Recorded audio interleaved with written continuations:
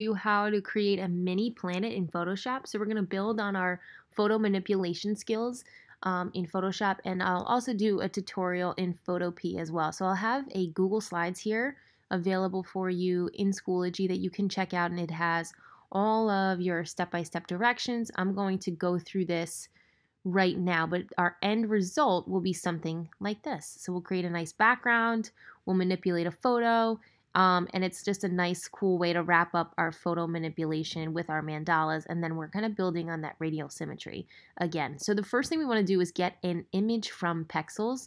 The best images that work here are usually landscapes or like a cityscape or something could be really cool in that sense too, but something that has like a horizon line most of the time. So a horizon line in landscapes um, is something that, your land sits upon, or the water is leading to the edge of something here. That's our horizon line. Okay, so you can use anything that you would prefer, but I'm leaning towards landscape. So I'm going to type cityscape, just see what comes up here. You can use any of the copyright-free sites in Schoology. I know some of you have issues with Pexels. I prefer Pexels. I think their image quality is the best. It doesn't look like many of them are loading for me right now. But let's try Cityscape at night. Let's see if I can get this to load properly. So if I just click this, let's see if it will load. Okay, here we go. Again, you want something with like a horizon line, something along this line, like this. So let's see, I'm gonna go with this. And I'm gonna hit free download, so it's gonna go to my downloads.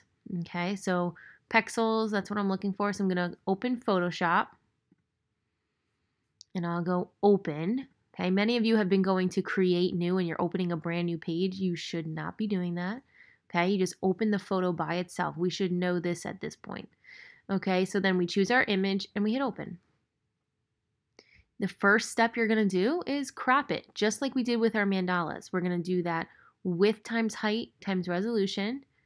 It should be 5 inches, 5 inches, and 300 for the pixels. You can then click here once you get that grid, can slide this to where you prefer. I think I want to have the bridge there, so I'm going to do it like that, and then I'll hit enter, and it crops it nicely. I can zoom back in here. Okay.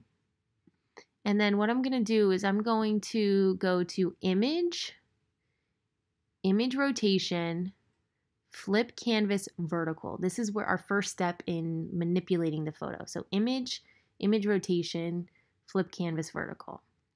It turns it upside down. The next step is to go filter, distort, polar coordinates. And what this is going to do is it's going to take from one corner to the other corner and wrap it around into a circle. Okay, so it looks like we're getting something like this. Gives you a little preview. You want to make sure that it says rectangular to polar, and then we'll hit OK. So there is like my mini planet. And now what I can do here is if I want to get rid of this crease, okay, I can use my clone stamp. And this is, remember, in our selection tools, okay, you can change the size of your clone here, your clone stamp or the brush. You can change, you make it a little bit harder so it's not as soft, okay, and then you want to hold option, click the option key for an area that you want to clone. So let's say I want to clone here. I get that target and I'll click. Then if I move it, notice that's where I'm replacing now. I can then create kind of like a paintbrush effect, but because I clone stamped so close to that crease, it's keeping the crease. So what I might want to do is hold the option key and click over here. Okay, and then I can paint here, and it's going to create and clone that space. But now notice it's not super clean, okay? So what I might need to do is soften this more or change the opacity, okay? So bring the opacity down almost like to blend a little bit more, okay? So you'll have to work through that with your clone stamp, okay? So right now I'm just kind of painting like just for the sake to show you guys. I'm not gonna go through it perfect, but I'm just using a low opacity. I'm still on that clone stamp, so I'm kind of painting through here. You're seeing that toggle because that's where I originally kind of cloned from. So here we go. Not perfect, but that's enough for right now because we're going to replace this anyway with a layer mask. So our next step is to go to our shape tool, which I need to find here.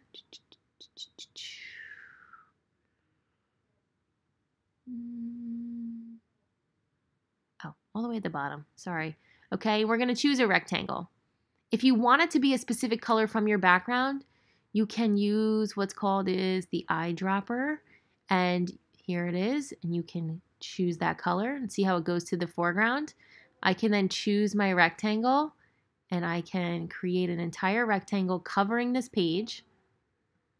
Okay, it's going to go right on top, which is perfect.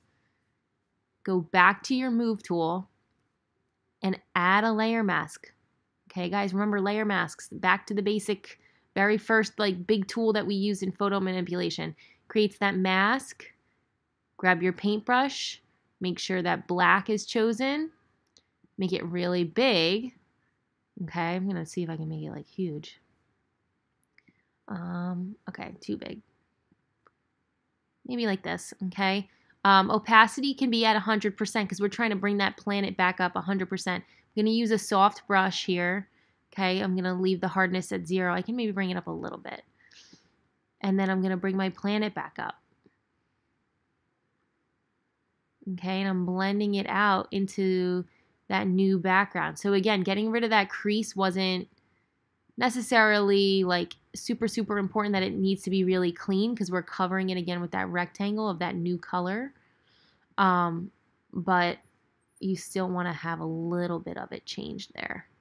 Okay, you can also make this rectangle color something totally different. You can make it stand out a little bit more. So if I click on the rectangle and I want to change the color, maybe I want to make it like a green.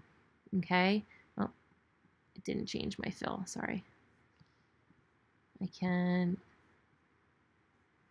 back to this. Should be, oh, it's over here, I'm sorry. Fill and choose the green. Okay, that's not really working for me. I can double click my fill. Let's see. I'm gonna make it a lighter green. Go to the fill, choose that lighter green. Maybe something like that. Okay, so play around with the background color, make something fun. I'd like you to do at least 2 of these, okay? So, and then you will submit those 2 images to Schoology under the Mini Planet folder. So we'll go File, Save As, and you can save it to your computer and then title it Mini Planet 1, and then just save it right as a JPEG, and then you will submit that file to Schoology, okay? If you need any help, the step-by-step directions will be in Schoology as well under that Google Slides, so please check there. These will be due on Friday at the end of class, so make sure that you have them all complete. Again, you need to have 2 done. I don't think that is a hard task to complete, especially when you have 2 class periods to do so. So take your time, find some interesting images, and make sure that you're doing a nice job and taking your time with it.